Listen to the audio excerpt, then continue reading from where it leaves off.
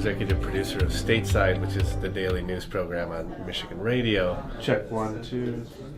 Check, check. I'm here to talk with students for the Michigan Humanities Collaboratory. And what's interesting, I think, about this project is the use of humanities and humanities majors, especially in undergrad, in a time when there's a lot of focus on STEM.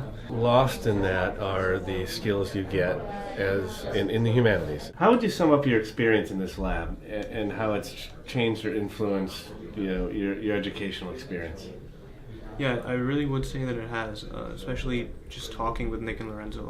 When I started out at the lab, there were probably maybe 20 people in total just working for them, but that kind of small atmosphere with not many people, it really allowed us to get to know Nick and Lorenzo and for them to get to know us well.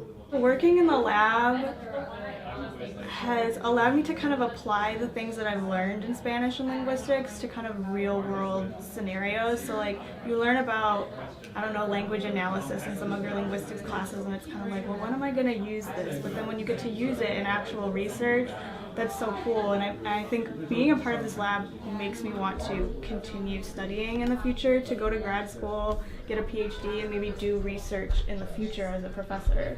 I knew I was interested in linguistics, but I didn't quite know what that would mean for me to do, in terms of a career. So the fact that I had this opportunity to work with faculty in this collaborative setting and see what they were up to and kind of be on the same level as them was a really enlightening experience. Because it showed me what a career in the humanities could be like. At an intellectual level, I feel like the collaboratory is a really unique place in that undergraduate students have the opportunity to be actual intellectual collaborators on the projects that we're doing. So sometimes we have these meetings every Thursday, 5:30 to 8:30, but sometimes, especially in the thick of a project, me, Nick, Lorenzo, Moyes, Ella will end up here until 10 p.m.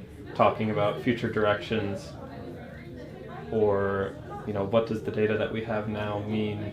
How can we approach this in a different way? And I think that that's something really, really rare.